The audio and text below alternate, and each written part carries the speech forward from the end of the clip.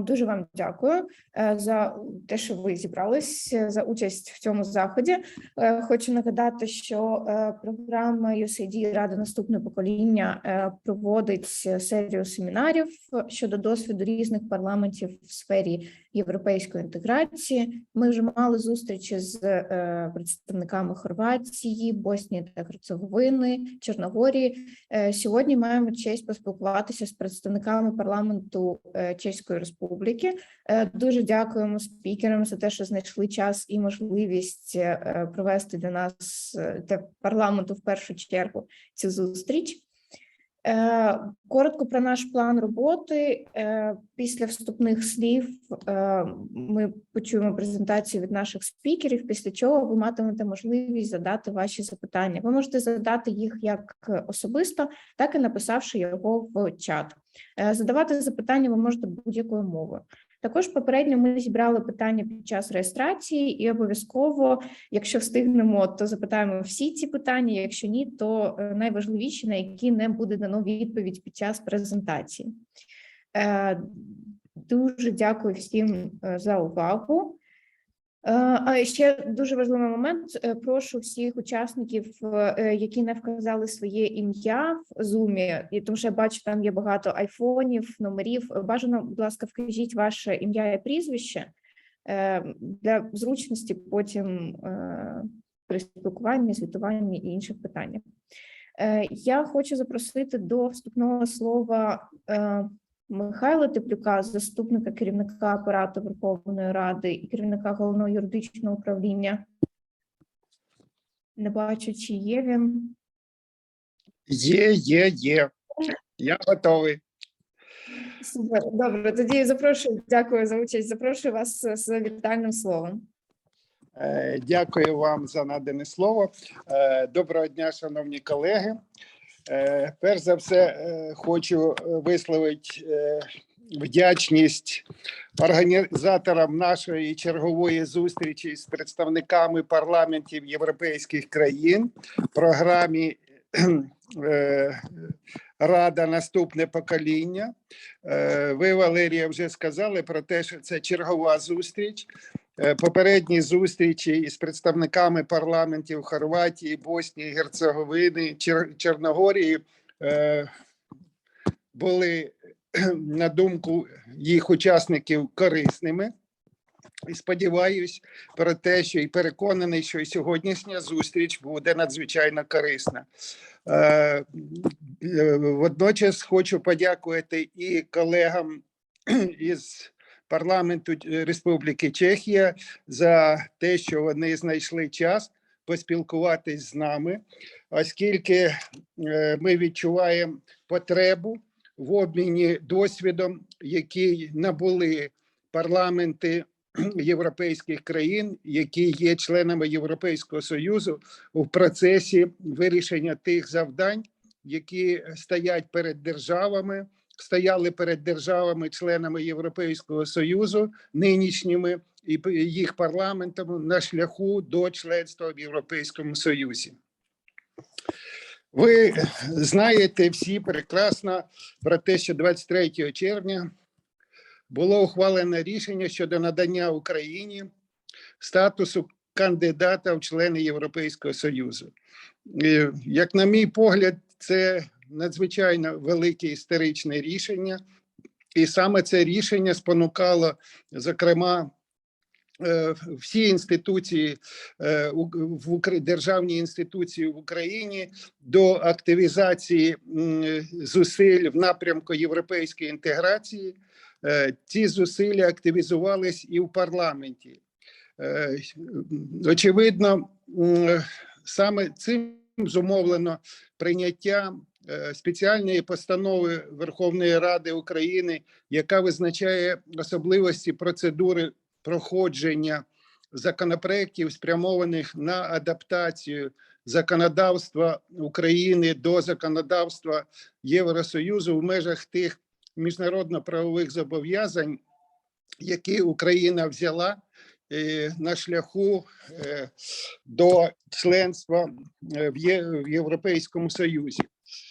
Відбуваються постійні консультації між урядом і парламентом, між парламентськими комітетами і міністерствами в процесі розв'язання тих чи інших питань, пов'язаних з виконанням як угоди про асоціацію, так і тих завдань, які поставлені і стоять перед Україною у зв'язку з наданням нового такого статусу кандидата в члени Європейського Союзу.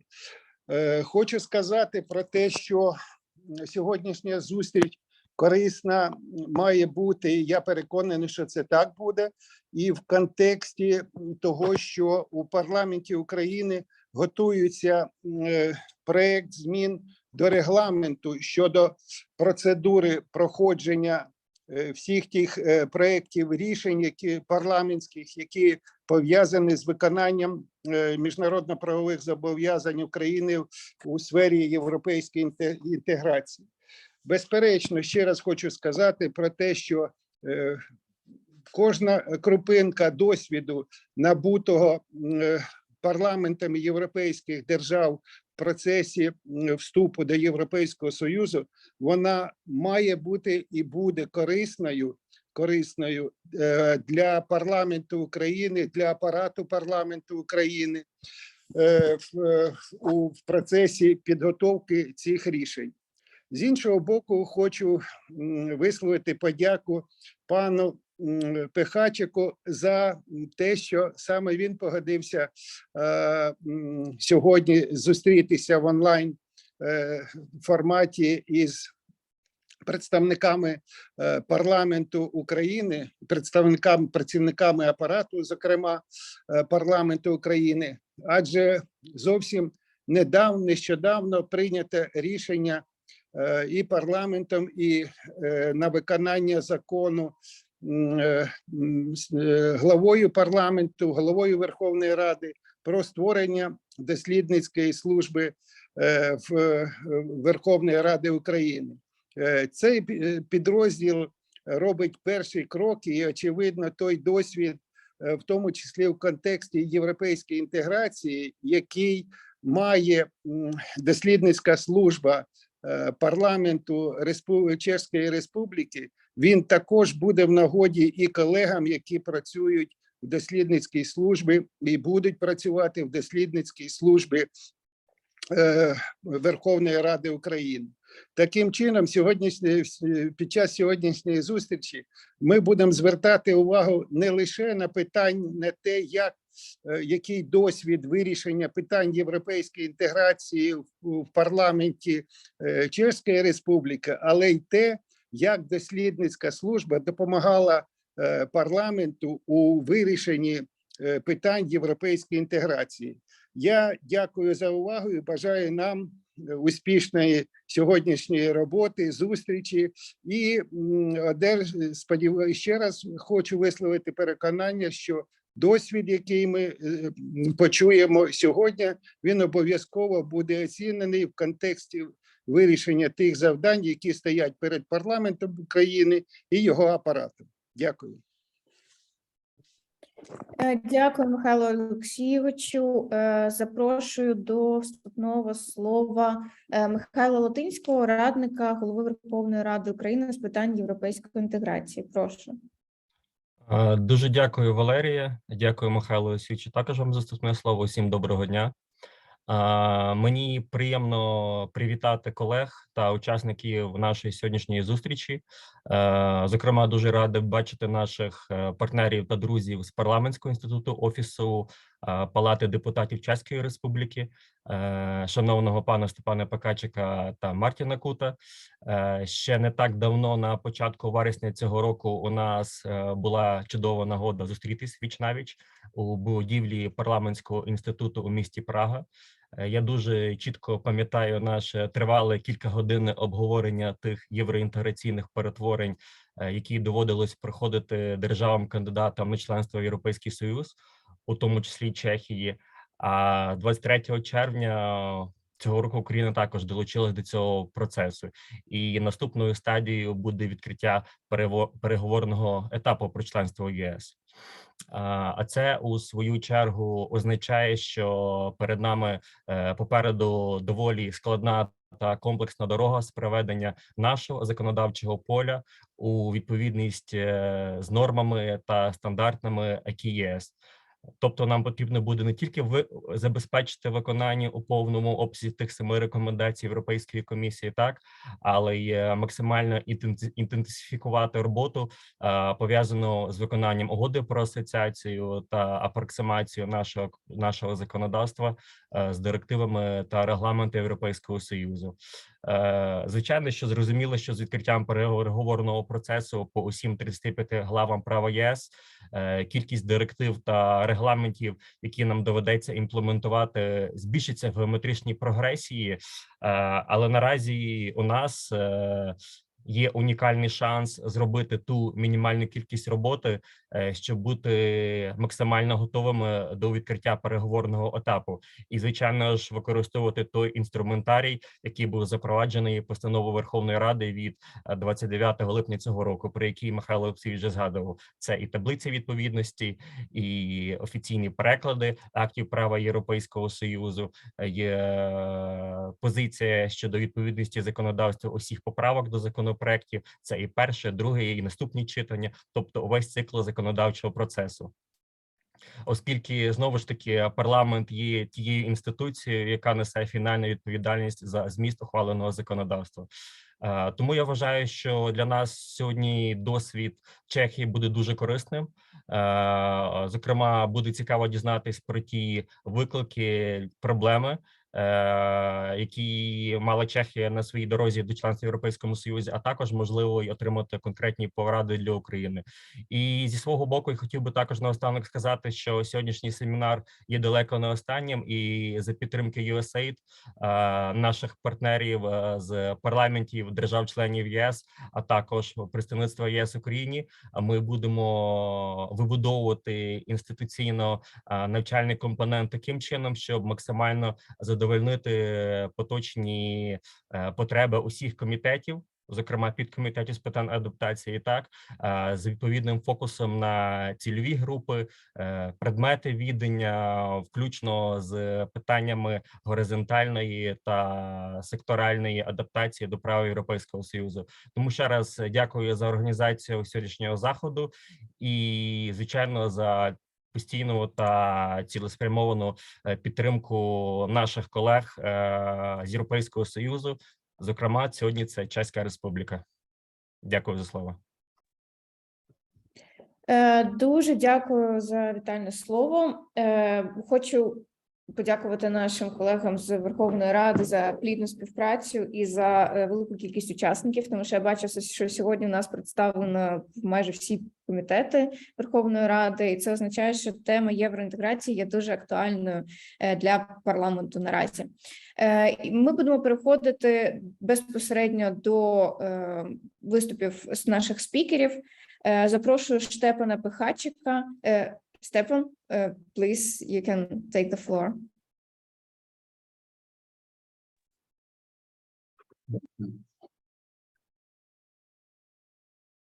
So thank you very much. And above all, I would like to express our gratitude for your fight for European values, let me say.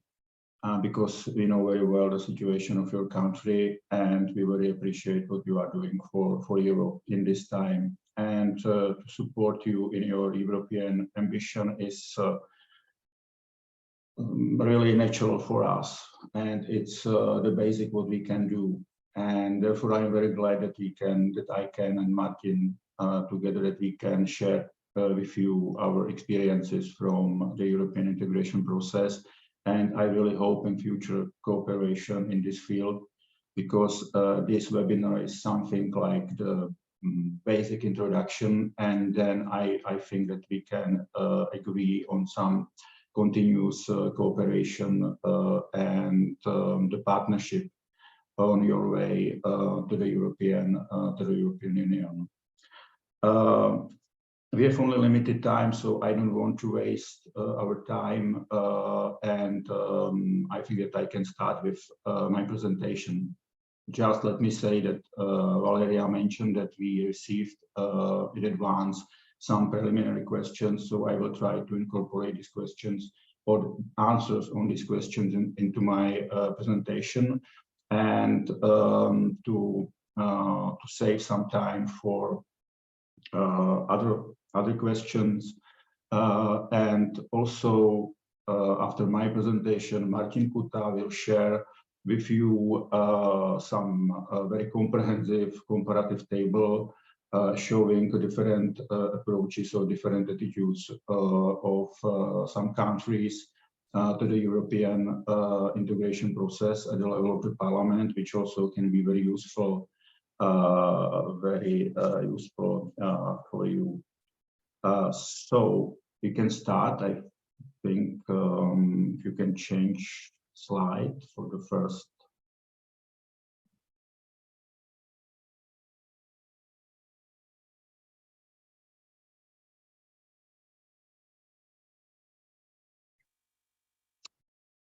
Thank you.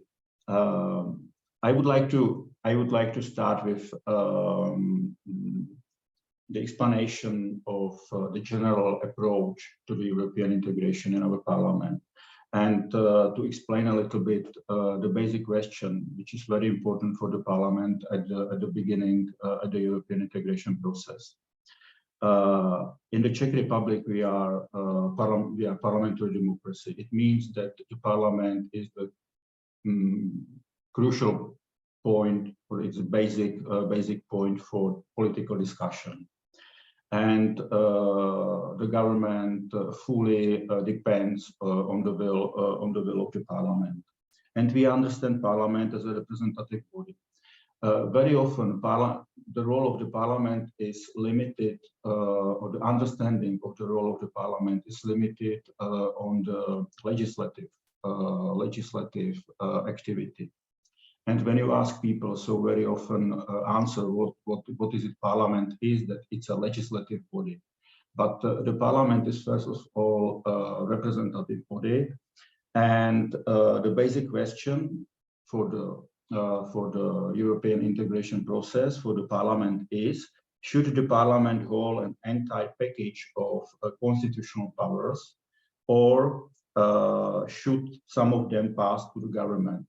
This question must be answered based to your constitutional tradition, to your political system structure, to the constitutional system, and so on. In the case of the Czech Republic, it was very important that the answer was that the Parliament should not be limited in any of its powers. So it means that it will fulfill oversight, legislative powers, and so on in a European integration process at the same level, with the same intensity as in other subjects.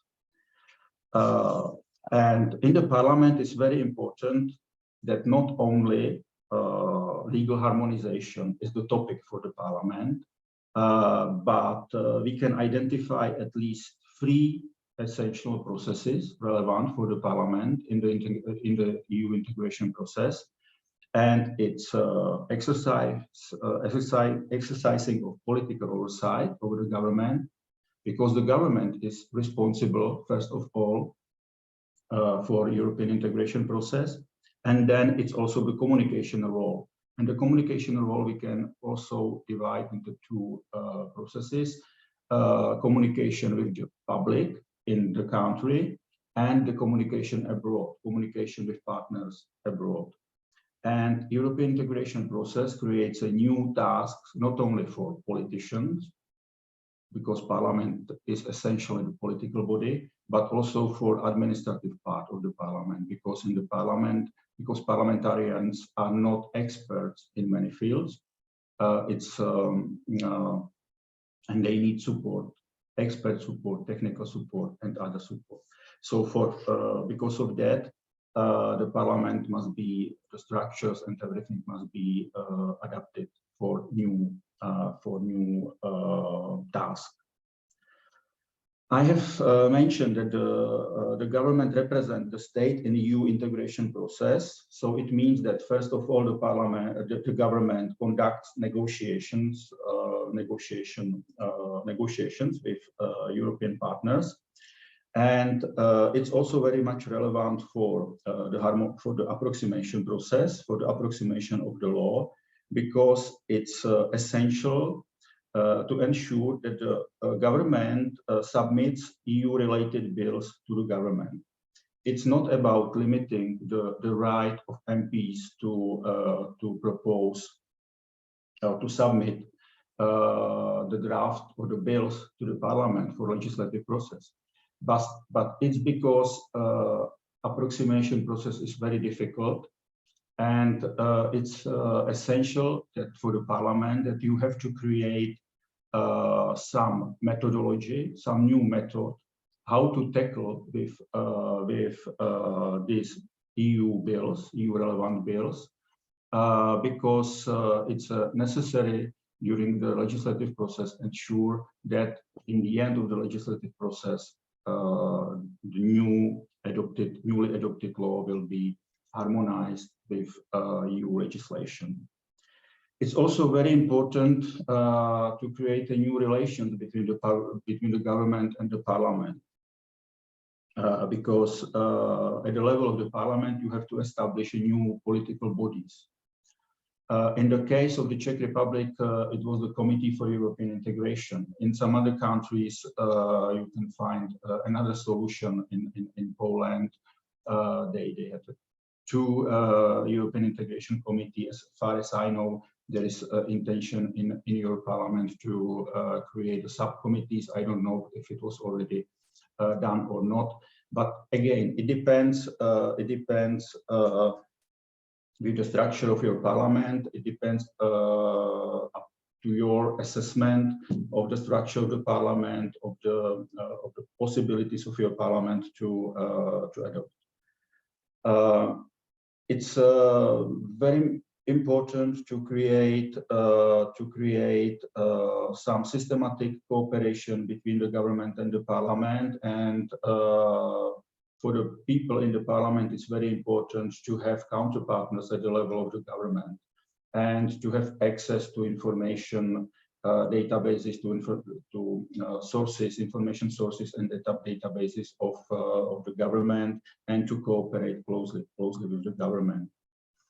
I have mentioned that in the case of the Czech Republic, it was decided that the parliament will hold the whole package of the constitutional powers, and also that we will try to use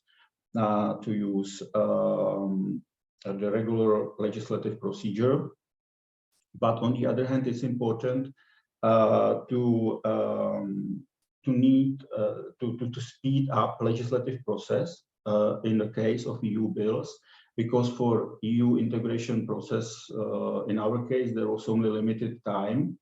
So it's also important to adjust a little bit legislative process in order to ensure this appropriate speed for European integration. I will speak about it later, a little bit more later, but it's important to mention that.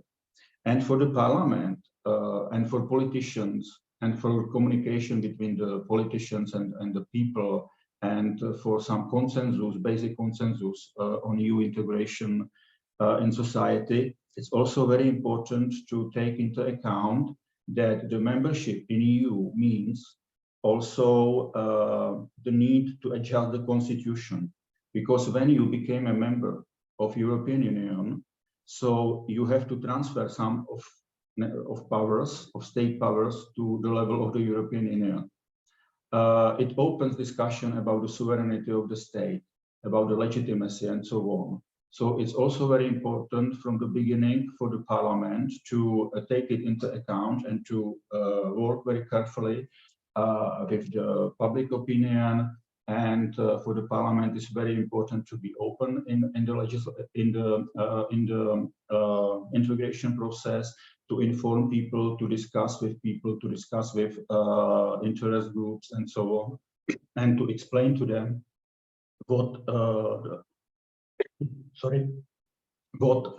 it means, the membership in EU.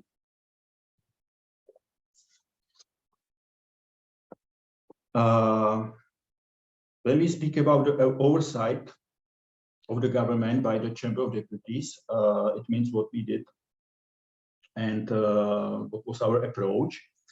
So it's important to mention that the systematic oversight of the government in EU-related matters did not take place on the plenary level, but mainly on the level of the committee. And at the specific committee on European integration.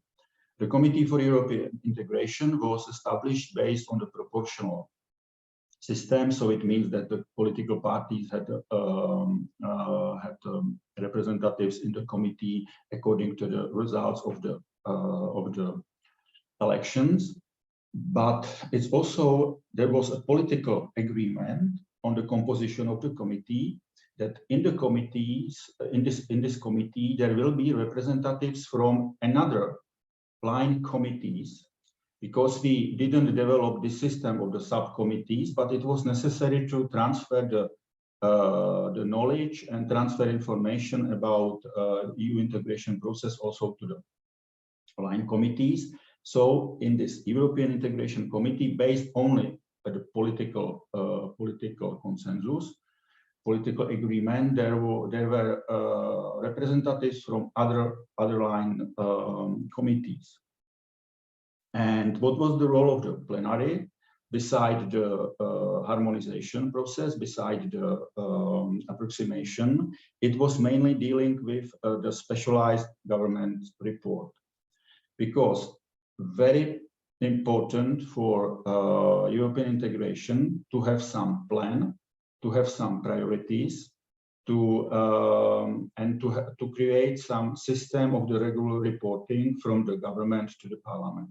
As I said, the government is responsible for European integration because government represents the state in the EU, negotiate with EU institutions, EU representatives.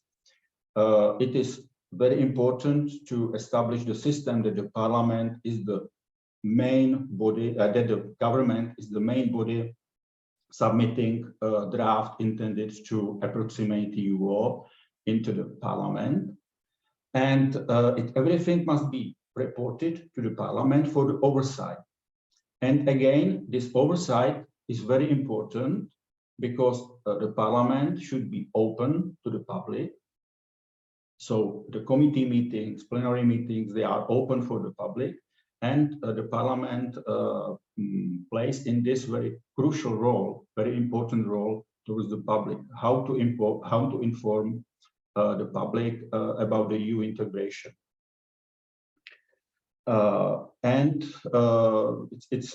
It's really important. And then there were interpellations or the question time used mainly by the opposition parties.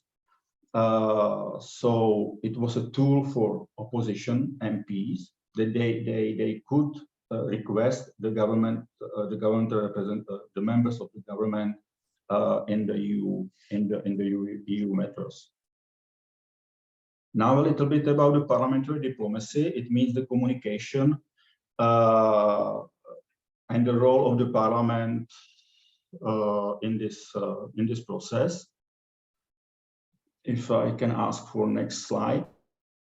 Thank you. So the parliamentary diplomacy is very important because finally the membership must be approved by national parliaments of the member states.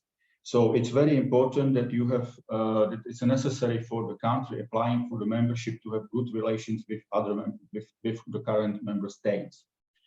And the lobbying in the interest of the country is a very important part of activity of the parliament, because it's something like the declaration of readiness of the country to be a member state and to fulfill the membership obligations and so on. So for MPs, it's very important to be active in interparliamentary bodies established between Ukraine and applying state and European Union, to be very active in the political party families at the European level and so on. Parliamentary diplomacy is very important also because it shows that there is some consensus at the national level for membership, because parliamentary diplomacy is open also for opposition. It's open also for minority opinions that also could be addressed to the partners. And it's very good if there is the overall political agreement, political consensus on the membership. Another part of communication is the communication with the public, because the membership has the impact, and not only the membership, but approximation process as such has an impact on the country. It has sometimes direct impact on the business, because the negotiation on different chapters may influence development in some businesses, your country. And now it's very clear for everybody, for everyone in the world, that your country is very important for the food safety, not only for Europe, but for whole world. So it means that agriculture and the negotiations about the agriculture chapter will be crucial, and agriculture policy of EU is very big, is a very big issue, and it was issue also for the Czech Republic, how to tackle with this with the agriculture policy and how to do that. It will be really important. On the other hand, you also have to have heavy industry. You are a very industrialized country, so it will be also another topic for discussion. And it's important that there is a communication and explanation, because the government almost discuss with the counterpartners, so it means with the big businesses or business chambers and so on. But politicians and members of the parliament, they can discuss with the ordinary people, because this impact will be also on the ordinary people, and to explain what does it mean, European integration, why it's important to change this law, what is the basically to explain the environmental standards and adoption of the environmental standards, why we have a new environmental standards in something, and we have to follow some directives and so on. Because it's important to still to create and to hold support of general public for the membership, and this communication role of the parliament in this is very very important. And now we can, I would like to say something about, of course, the most important role of the parliament, and it's the legal harmonization. So first of all, the legal harmonization is the mutual approximation. So it means that you approximate your law, your legal system with the law of the European Union. It's not the unification.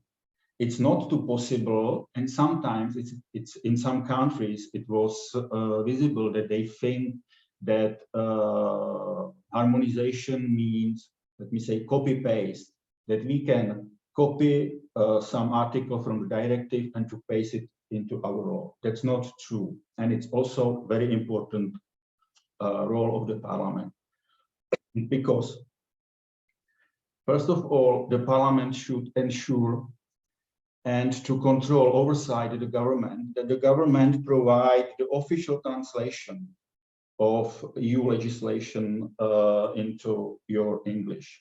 It's not possible to use some unofficial translation of EU legislation. Why? Because of terminology. because Parliament during the legislative process is responsible for harmonization, for adoption of the law, but also for the purity of your legal system. Because this legal system, you have some terminology, you have some legal institutes, you have some institutions, and you have to approximate this legal system, this institution to the European law, and to ensure the functioning of these institutions and the legal institutes. And not only adoption, but also implementation. During the process, integration process and negotiations on the membership, it's not only about adoption of the law, but then about the implementation and about the assessment of the implemented laws, and also about the institutional framework, because also you have to create some new institutions or to change already existing institutions according to European law. So harmonization is not only adoption of law, but also implementation and enforcement of this law.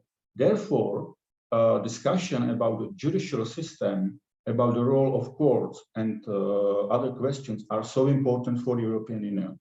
So it's also very important to understand what the legal harmonization means in fact, and all consequences of legal harmonization. And what is the role of Parliament in harmonization process? So the new role must be defined for both structures, for political bodies and for the administration. And again, this role must, in this role, it's important to mention that the Parliament does not have primary responsibility to actively approximate law with the acquis, but rather to exercise oversight over the government. And in general, to oversight functions, to exercise oversight functions. However, Parliament does not have primary responsibility. Parliament must not slow down the process. So it's important to adopt in the Parliament sufficient rules for the legislative process, for the oversight and others, to speed up or not to slow down this process. For this is very important specialization, training and consensus.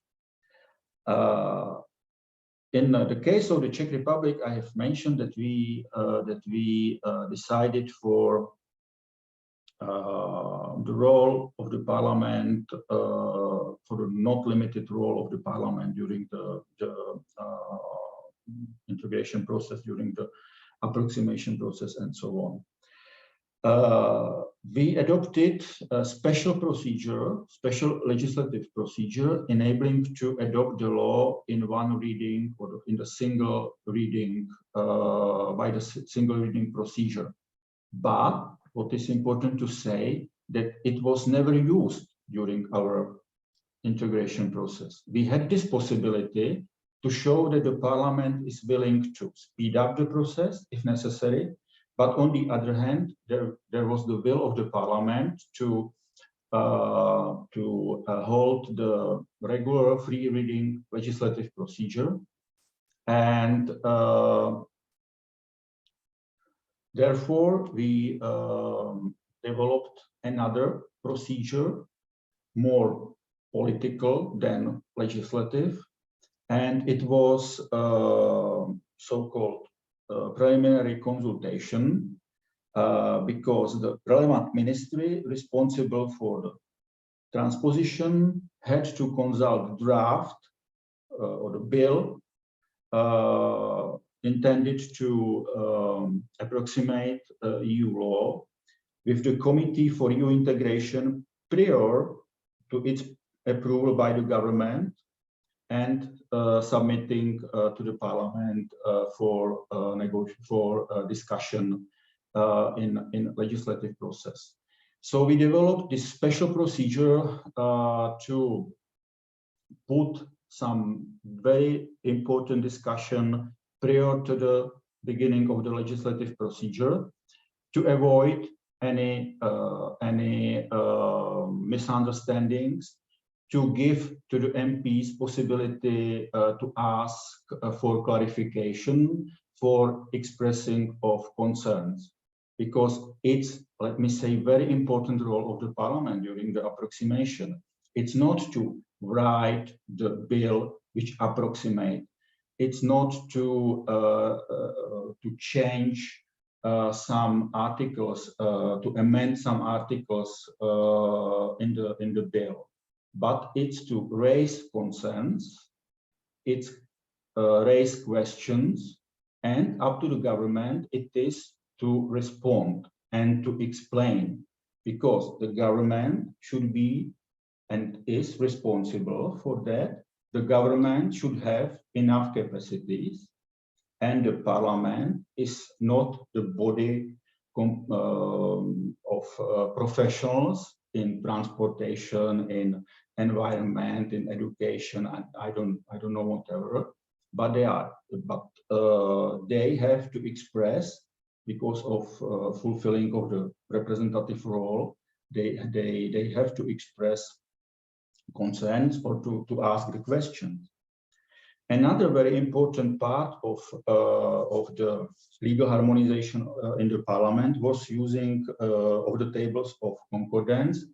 I think that it's so complex and a very important part or a very important topic that we should dedicate some future webinar to this. But the structure of the EU bill submitted to the Parliament as such is very important. In our case, we had in the text of the draft of the bill, we had a special underlined provisions intended to approximate. Then there was the table comparing our wording and then the wording of the directive or other European legislative document, and the work with the comparative tables is very important. Is very important for the Parliament because I'm part of administration, so I would like also to say some words about the task for administration, what we were responsible for, and also I can answer this question: what was the role of the research service? It means of the Parliamentary Institute of our department. First of all, it was decided that the Parliamentary Institute will be responsible to deliver the general knowledge of European law for other colleagues inside the administration, but also for MPs. Because we also organize a special training for MPs, mainly from the Committee for European Integration, which was not so detailed. But this training was focused mainly on basic principles. So it means what are the basic principles of European law, of the structure of European law, how to understand some provisions that are crucial. And then we also provided expert assistance for political oversight, for communication, and of course for harmonization process. Very important role of the parliamentary administration is related to proposing of needed structures and processes. So it means the new structures inside the parliament, mainly at the administrative level, what we need for our work, but also at the political level. In fact, the integration process in the Chamber of Deputies started with the comparative study provided by Parliamentary Institute to MPs. It was a comparative study on the role of the parliaments and specifically focused on the role of the parliamentary committees, And based on this study, we were asked to draft the needed adjustment of the structure of the Chamber of Deputies. Also, we were responsible to draft the new methodology, how to scrutinize the EU matters in the Chamber of Deputies. And also, finally, we proposed the needed amendments to the rules of procedure, and people from the Parliamentary Institute were part in the commission or in the working body dealing with the drafting of amendments to the constitutions needed for our membership in EU. If I conclude some main findings from our practice. So I would like to say that it's important for parliamentary administration and then for the parliament to be proactive. For the parliamentary administration, it's very important to be proactive towards MPs and in advance deliver them information about what is necessary to change in the parliament and how it is important to adjust the structures of the parliament, how it is important to, and what should be changed in the rules of procedure to create the methodology and so on. But also for the parliament as a political body, it's very important to be proactive towards the government, because the government very often feels that if the government is responsible for European integration, if it's responsible for legal harmonization, so the government then have right to dominate in the political process, but it's not true. The truth is that the parliament should dominate and have right to be informed and to get information, to have access to information, and as I told already, to ask questions and to raise objections or concerns towards the solution from the government. In general, to oversight, to provide, to fulfill the political oversight. It's very important to improve abilities of administration to deliver different services. I am speaking mainly about the expert support, but it's not only about expert support, it's about the technical support, because for European integration you need also new solutions in IT and access to the information databases and so on. I have mentioned many times how important it's to cooperate with the government. Therefore, when I saw the list of participants of this webinar, I was very happy that also people from the government were included on the list. What I can recommend to you is to really create some network of experts dealing with EU integration in different subjects, in different fields, because it's always better to share and to cooperate, because you can find a proper solution. In the case of the Czech Chamber of Deputies, it was also useful to centralize the EU knowledge. I know that to say that the knowledge is possible to centralize is not true, in fact, because the knowledge is not possible to centralize. But to have one department really responsible for delivering of EU knowledge and for cooperation and for education of other in this field. it's important to create a professional support to political structures, to political bodies.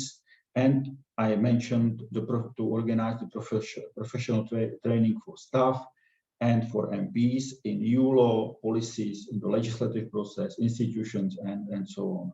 And very important is, and very good is, if the structure of the parliament is flexible.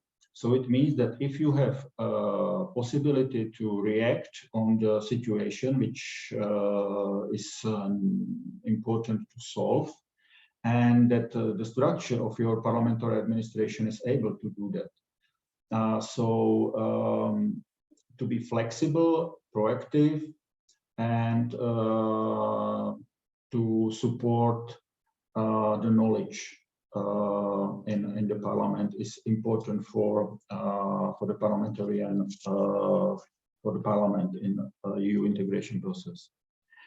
And finally, I think that we can, that I would like to mention some topics for further cooperation with your parliament. From our point of view, we know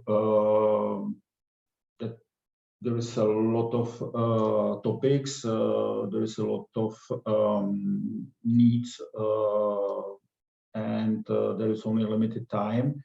But I think that what is our expert knowledge, our expertise is mainly in the that we can and we have previous experience with some twinning projects in Bosnia and Herzegovina, in Moldova, in other countries, so that we can help you, and we know how to do that in defining the structure of political bodies, to define the role and structure of the administration, mainly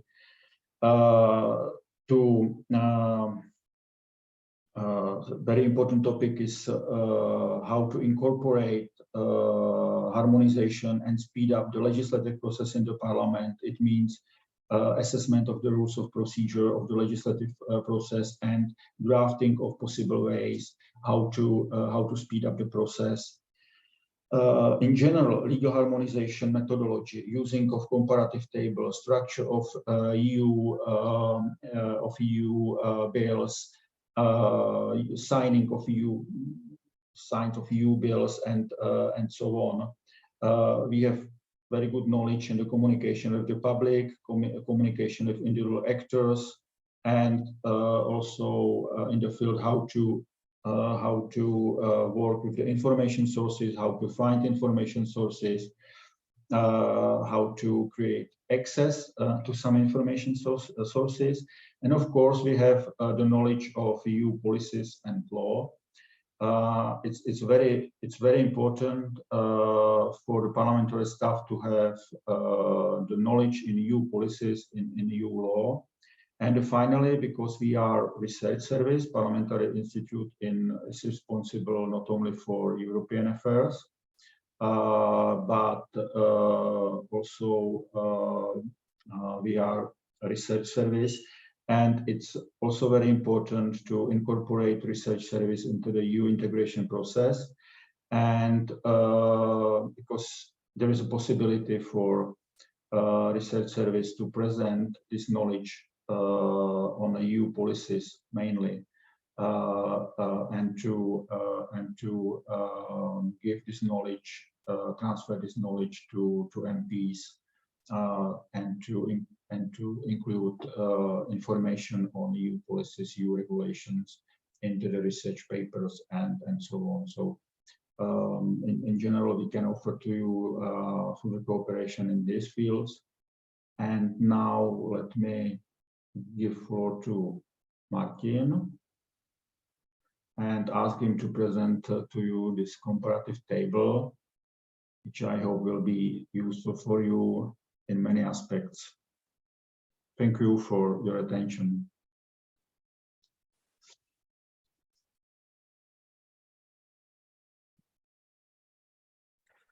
Give me a few seconds. Yes, sorry, and I will demonstrate my screen. Thank you for giving me the floor. Good afternoon. My name is Mартін Кута. I work at the Parliamentary Institute. as Штепан does, and I'd like to share with you a very comprehensive comparative table with some institutions and institutional settings in national parliaments before the accession to the European Union. As Штепан mentioned, we've been very active in some twinning projects aimed at enhancing parliamentary capacities before the accession to the European Union. During this engagement and participation, we collected an overwhelming data set of parliamentary procedures and working methods related to the approximation and to the harmonization of law. Here you can see what we have collected and actually somehow reflected during the twinning project in Moldova in 2017-2019. What you can see here that there was a list of countries which we put together and presented as a countries with good practice. It should be mentioned that this is during the twinning project we tackled mainly with countries that exceeded the European Union in 2004. It means that it was the first group of post-socialist countries or post-communist countries that exceeded the European Union. So there was pretty much the same starting point for all the countries. The countries had to tackle with three or with a triple transition from centrally planned economy to market economy, transition from non-democratic political systems to democratic political systems, and also a legal transition from, let's say, a socialist legal system to, let's say, more democratic legal systems. So the starting point of these countries was pretty much the same. So we decided to put them together and show how these countries, what different institutions these countries adopted in order to accelerate the approximation or to approximate the EU legislation and how to accelerate. Here you can see, what you can see is that we separated the institutions in different branches, mainly in parliamentary oversight activities, what the parliaments actually did in order to fulfill its parliamentary oversight role. If there was any special legislative procedure adopted in order to adopt all the legislation related to EU legislation, and what were other aspects of the approximation in Parliament. You can see, as Штепан mentioned, that in the case of the Czech Republic, there was a rather political activity called preliminary consultation, in which it was meant that the line ministries informed the Parliamentary Committee on European Integration on its intention to propose a legislation that would actually approximate the EU legal system, and what would be an asking the Committee on European Integration for its opinion. Штепан also mentioned that there was a specific single reading procedure enabling to accelerate the approximation. However, as Штепан mentioned, it was never used for this purpose. Still, the parliament in the Czech Republic in the pre-accession period held very strong, meaning that there was some kind of political approximation, giving very strong political mandate to the government to propose a legislation that would actually harmonize the Czech legal system with the European legal system. And then there was a regular legislative procedure in which all these governmental bills harmonizing the Czech system with the EU legal system were adopted. Then it should be also mentioned that in the case of the Czech Republic, there was a formally binding and compulsory compatibility opinion on each and every governmental bill adopted by the government and put it forward to the parliament. The compatibility opinion was issued by the Committee on European Integration in a close cooperation with the Parliamentary Institute. When we go down, then we can to another country. In Slovakia, because of some internal political troubles in Slovakia, Slovakia was actually a bit behind the first group of countries in the region of Central and Eastern Europe. So in order to accelerate, the Slovak political representation decided to change slightly the constitution and put any power to adopt legislation related to EU approximation solely to the government. The government could issue the regulation for the approximation of EU law. These regulations were adopted after the government informed the Committee on European Integration, the Parliamentary Committee on European Integration. And there was a procedure that the government had to inform the Parliament on its intention, and also it had to inform the government what were the regulations that have been already issued. Here you can see that there is some kind of political oversight function fulfilled in the case of Slovakia. On the other hand, the whole legislative power of the parliament was actually moved to the government, which is not in fact very good for the parliamentary democracy and parliamentary practice itself.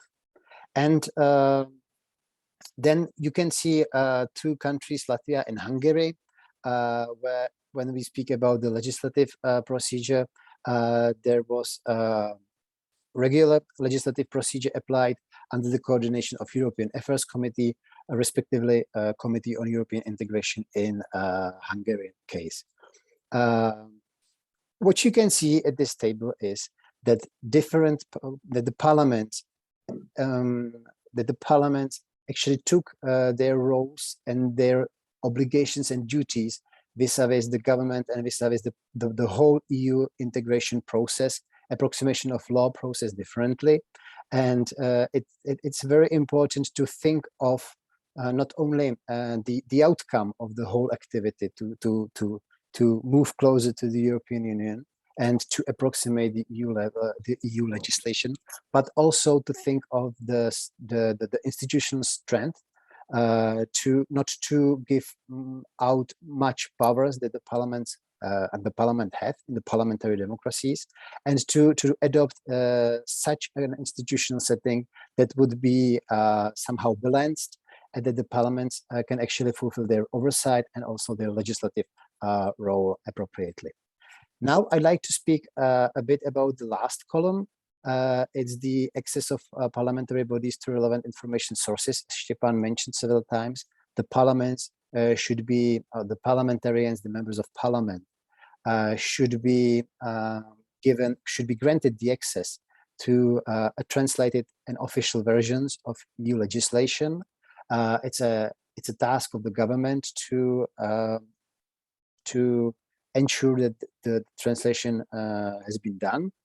But you can see here that there should be a parallel access of the parliament to EU legislation databases, to the access of the parliaments to EU legislative databases, so that the parliament can actually cannot rely solely on the government, but also on the genius original sources of information related to EU legislation. Thank you very much. I hope that this was illustrative for you and that it can somehow serve as a food for thought in thinking of how to set all the institutions, how to set the procedures and the working methods in Verkhovna Rada in order to approximate the EU law appropriately. Thank you very much, and I'm looking forward to your questions. Thank you.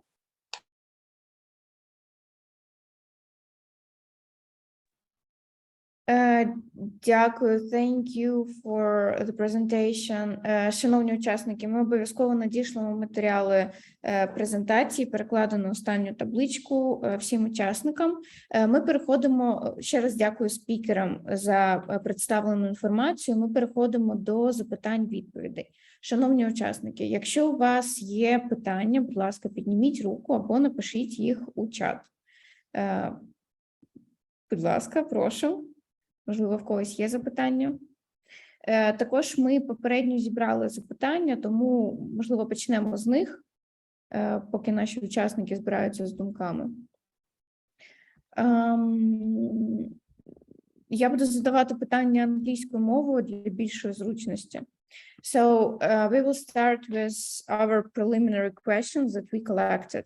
You mentioned about the role of the parliament and the government, but could you please tell us more about these relations, especially between on the administrative level and on the level of the Committee on EU Integration? So do you have, or did you have, the special ministry for European integration, or committee cooperated with the line ministry? So how it works right now and how it worked a long time ago?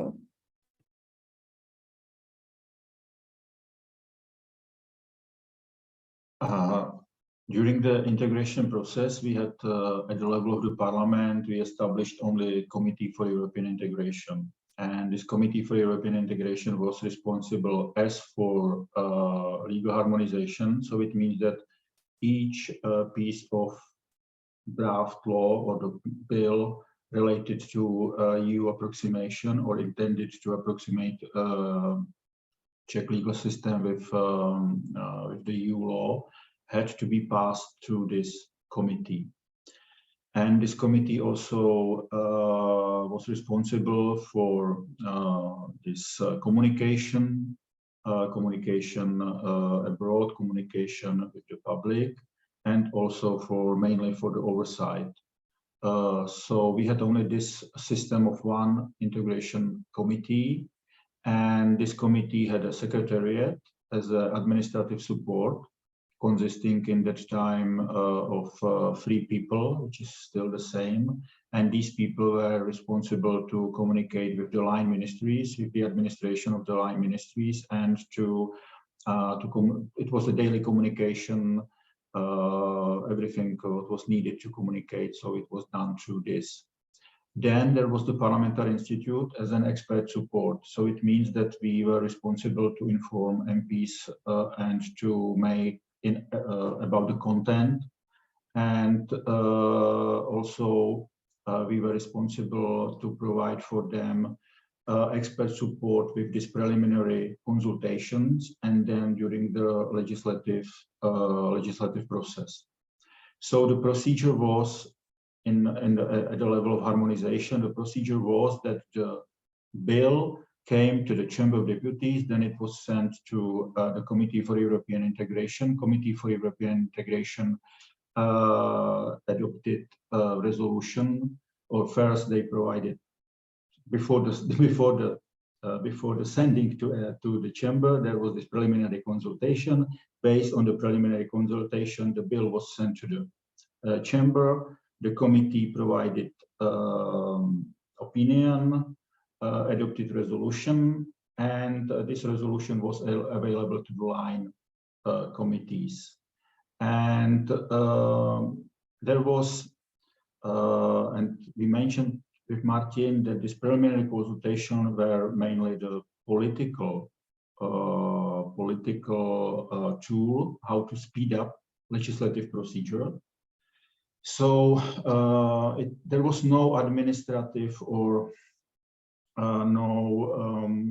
limit. Our MPs were never limited to propose amendments or something like that. It was never done in our parliament, but there was the political consensus that they will try to avoid to do that. But in some cases it was very difficult, and it was and again, at the level of the Parliamentary Institute, we had to communicate with the ministries, with the experts of the line ministries. At the level of the government, there was also established a special department responsible for assessment of EU bills. It was the department for approximation, and they were responsible to provide each bill, EU bill, with their opinion on the level of approximation. So there was not only opinion of the line ministry, which was responsible to draft, but also opinion of this body of the government. In that time, this department was added to under responsibility of the Prime Minister.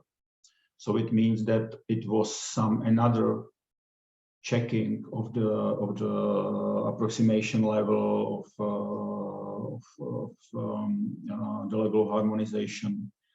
And this opinion also was available to MPs.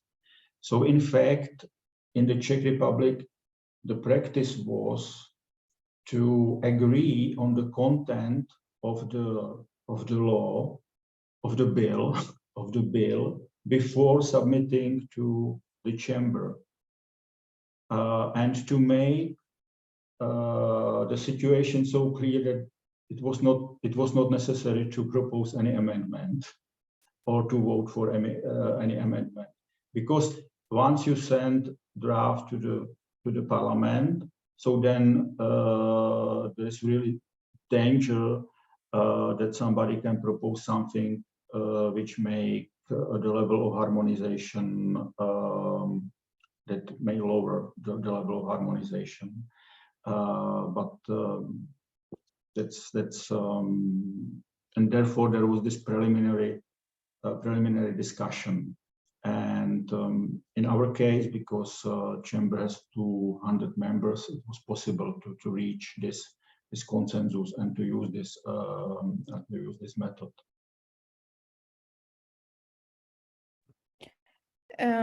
So can you describe more about the transformation of the parliament? So did you establish any specific units or did you enhance somehow the capacity of the EU integration committee? The EU integration committee was new committee, so it means that also the secretariat was new. So these three people plus the secretary to the committee, they were something like the new people. Then there was the Parliamentary Institute as an expert. It was decided that we will be the expert support for MPs. So also we get some new people. And we established, in that time, the Center for European Law. It was our first unit dealing with European topic. But it was only, the number of staff was very limited in that time. I think it was about 8 people altogether. So it was very important for us to organize properly the work and to be able to fulfill our task. We get a special training in EU law through the FARE project. In that time, it was a possibility for the candidate countries how to get some support from European Union in integration. So we implemented this FARE project, and we get a special training in EU law organized by ASER Institute in Den Haag, in the Netherlands. We had a very good cooperation with them, and also based on this training, we provided training for other colleagues in the parliament.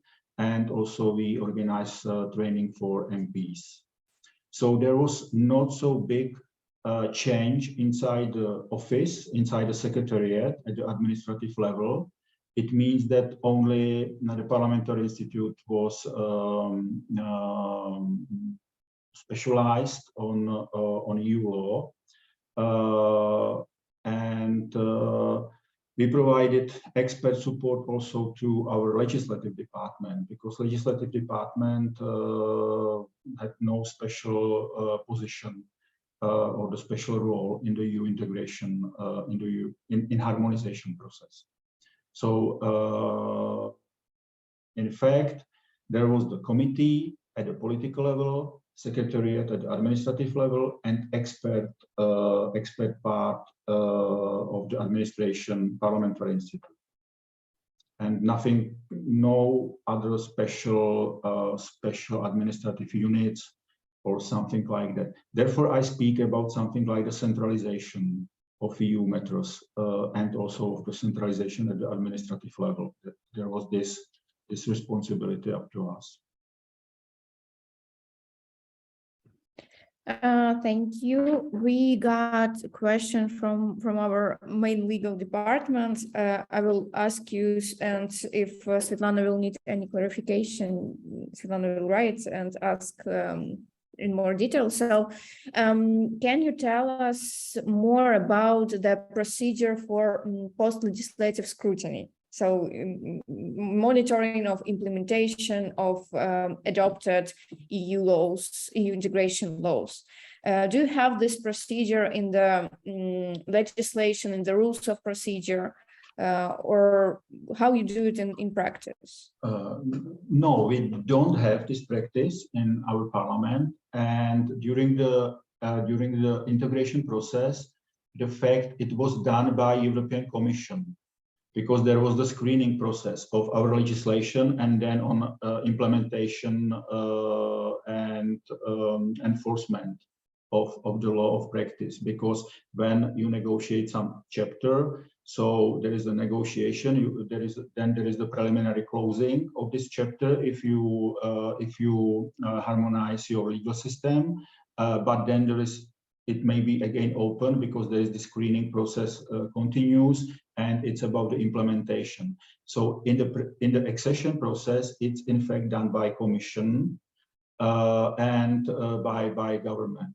And in the Czech Republic, in general, there is no tradition on the post legislative scrutiny in the parliament.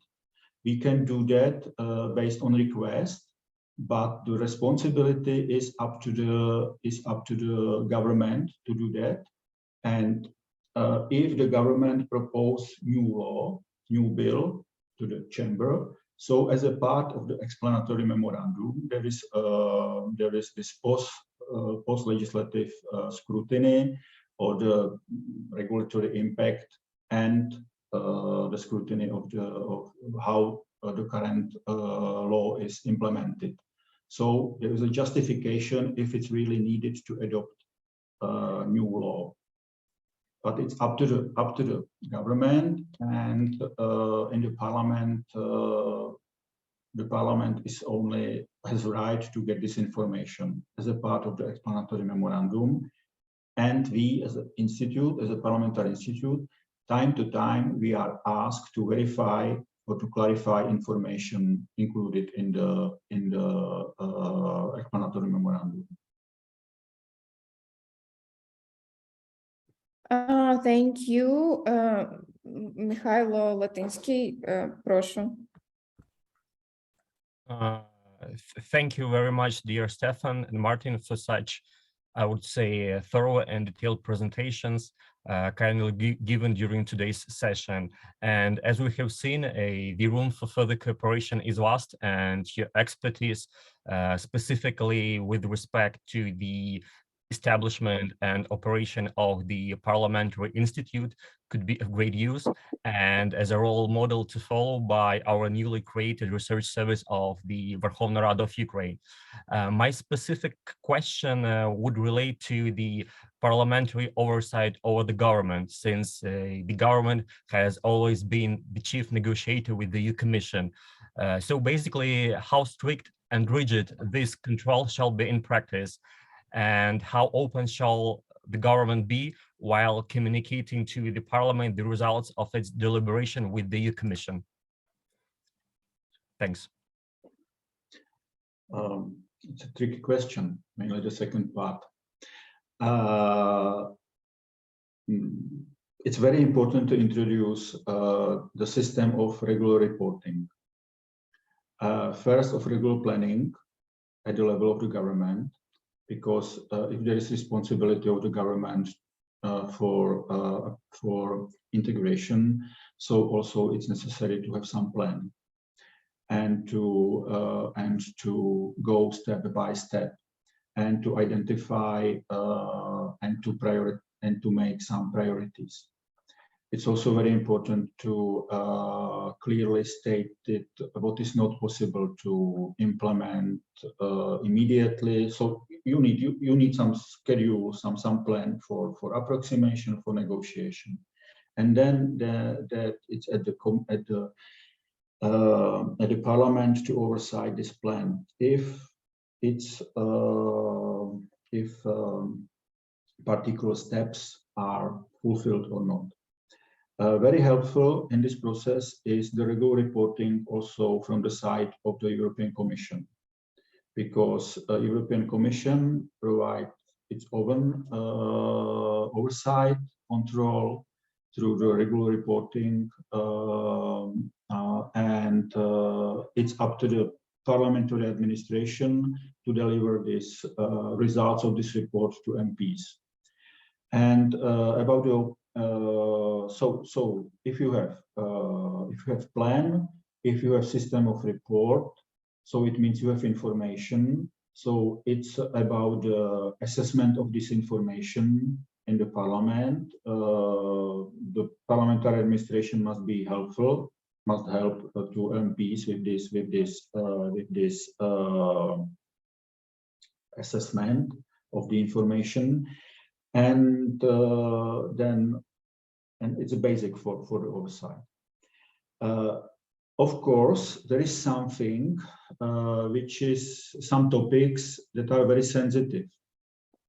In the case of the Czech Republic, it's about so-called transitional periods. We call it transitional period. There is something which is not possible to implement, or which is very sensitive for the country, very sensitive topic, and and government may say, of course, that it's not possible to reveal everything, all information, but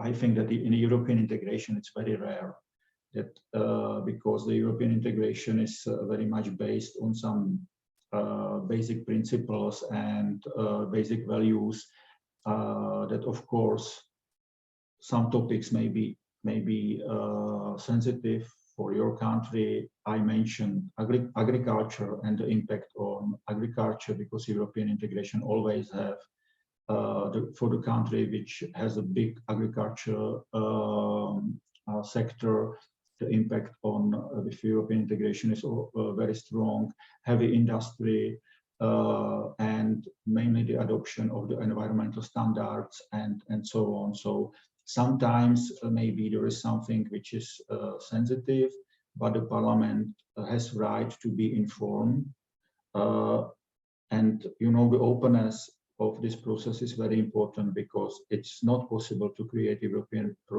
integration process as something which is not open, which is not public, because European Union is our common space for living, for making business, for traveling, and I don't know, for everything, for our lives. And there is only very small number of issues that are so sensitive that it's not possible to mention them. On the other hand, you have possibility for the Parliament to close the meeting of the committee, and MPs, they can be informed, even if it's necessary to protect some information. So it may happen that the negotiator or the people responsible for negotiations they can come to the parliament, and the meeting of the committee may be closed, and they have possibility to inform parliamentarians, members of the parliament about this topic. But I think that I'm not sure if it happened any. I don't know, Martin, if you know, if you remember that it was not, it was necessary not to inform. I actually don't remember this if it happened, but I wanted just to add one remark. When we spoke about the parliamentary oversight, in fact, we actually somehow omitted that there were also other committees in the parliament in those times.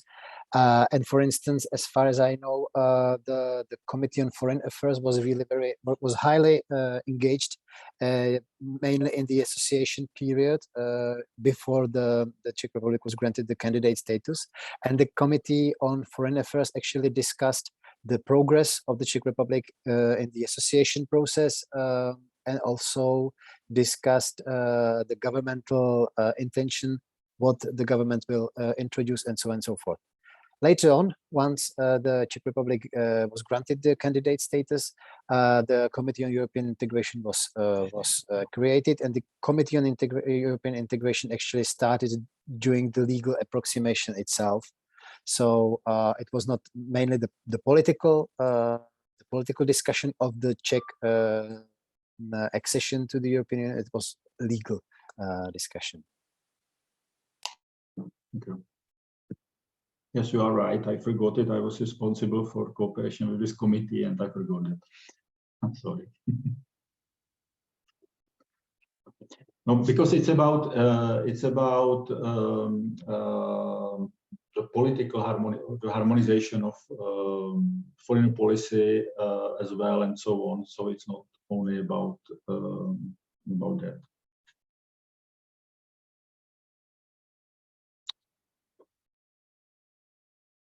Okay, some other questions if you have. Thank you. Unfortunately, we are limited in time, so I will ask you, I guess, the last question, and then we will sum up. Can you tell us about the main challenges for your parliament while harmonization, while EU integration processes, and of course, right now, as you're a EU member state? From the point of view of administration, it's really to incorporate the new knowledge or new subject, new field, and maybe it's very, because European integration is really very much about the knowledge. You have to know a lot of things. You have to learn procedures, institutions, institutional framework. It's a new environment for work because it's international level. You cooperate more with the government. So maybe it's about mentality of the parliament, because in 1998, when we started this process in our parliament, it was only very short time after the falling of the communism, and the mentality of people was different than today. The knowledge of people was different. Martin mentioned that legal approximation in our case was understood also as some possibility to change our legal system, comparing the previous communist legal system and institution and institute. So in fact, it was very important. It was a part of the modernization of society, and it was very helpful to us, because now we are able to work with our partners in other parliaments. We better work with the government. We have a very good knowledge about European law, and it was a big challenge. It was good. It was really the biggest challenge for us to change mentality of people. Then there is also, it's very important to change mentality of MPs and to be open, to make them open because MPs are very special people sometimes, and the communication with them is sometimes very difficult. So also this skills in the communication with MPs and in ways how to deliver them the knowledge, how to communicate them something, how to address them some information.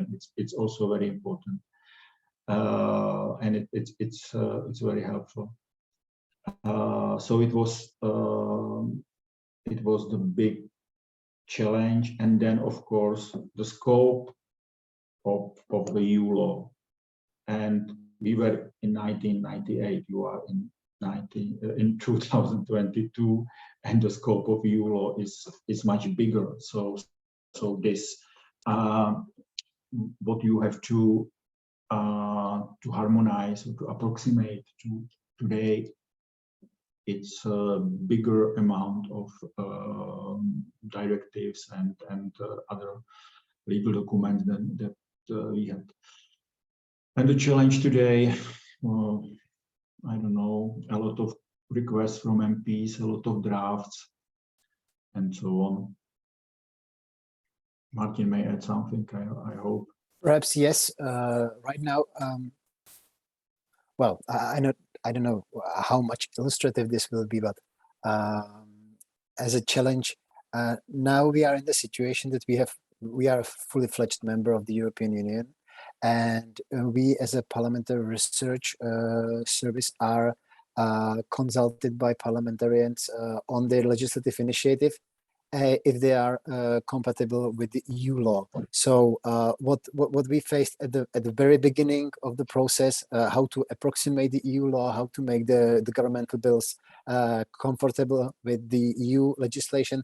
Now we are in the position that we are asked by the MPs themselves whether their legislative initiative will be or is compatible with the EU law. So perhaps this is one of the most striking challenge right now.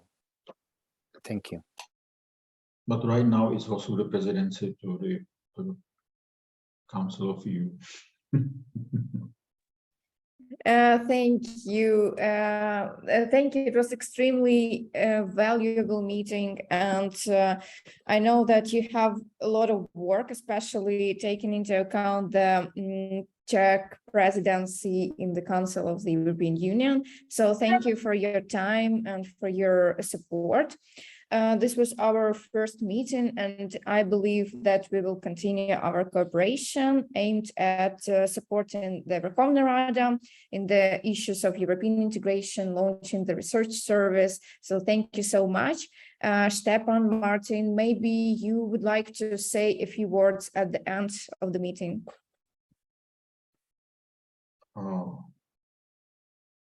Yes.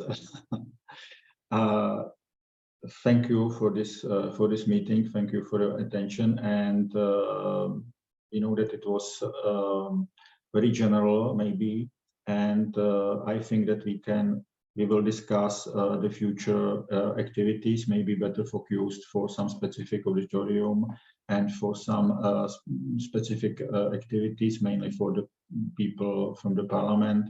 We have a lot of topics. I think that we also discussed, because we had the opportunity to meet here in Prague, Andriy and Michael, and I understand that it's very important for your parliament, the translation, how to tackle with that.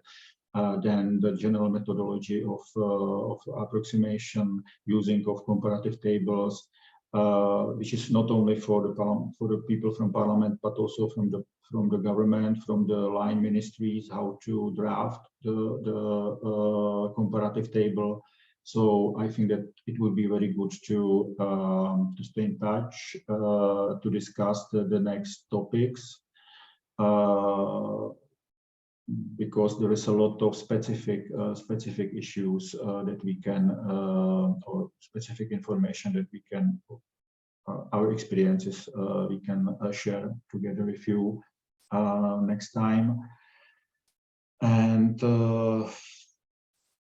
we know very well the situation of your country. We wish you the best, and really we are ready to help you in a way which is needed from your side. And thank you very much for everything.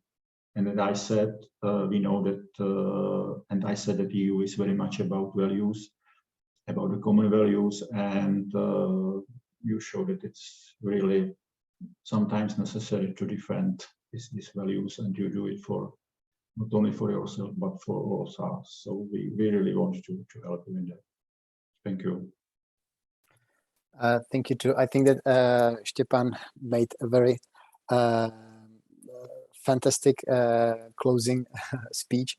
So I'll just say that I'm really very looking forward to our cooperation, and I'm really very looking forward to enhancing your capacities and strengthening your parliament. And I actually hope that the cooperation will be very fruitful for you, for us, and fingers crossed in everything you're actually right now doing. Thank you. Bye-bye. Thank you. Thank you. Дякуємо спікерам, дякую шановним учасникам за цю зустріч. Ми обов'язково надішлемо всі матеріали і обов'язково будемо повідомляти про наступні зустрічі і наступну співпрацю. Дуже вам дякую. Thank you so much. Дякую, до побачення.